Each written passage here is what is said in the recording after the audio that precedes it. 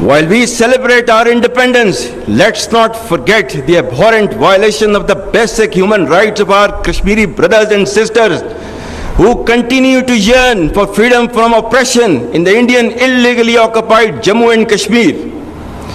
We stand rock solid with them for their indelible right of self-determination as enshrined in the United Nations resolutions, and reassure our full political, diplomatic and moral support to the valiant people of Kashmir.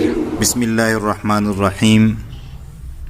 Assam Munir साहब ने जो बातें की है कश्मीरियों के हवाले से, तो इनकी ये बातें दुरुस्त है और इन बातों का हमने कई सालों से मुशाहिदा किया है कि कश्मीर में कश्मीरियों पर क्या जुल्म नहीं होते और किन मुश्किलात का वो सामना कर रहे हैं।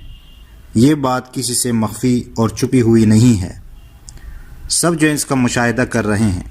तो 5 फरवरी को पाकिस्तान में लोग कश्मीरी डे मनाते हैं, तो सिर्फ मनाना नहीं चाहिए बल्कि आवाज़ उठानी चाहिए और दुआ भी करनी चाहिए कि अल्लाह ताला मुसलमान जो कश्मीरी है उनकी मदद फरमाए और उनके सामने जो मुश्किलात है उन सब मुश्किलात को अल्लाह ताला दूर फरमाए और कश्मीरी लोग जो है वो सुकून और अमन वाली ज़िंदगी उनको मुयस्सर हो।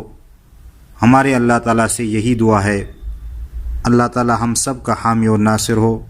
आमीन सुम्मा आमीन या रब्बल आलमीन।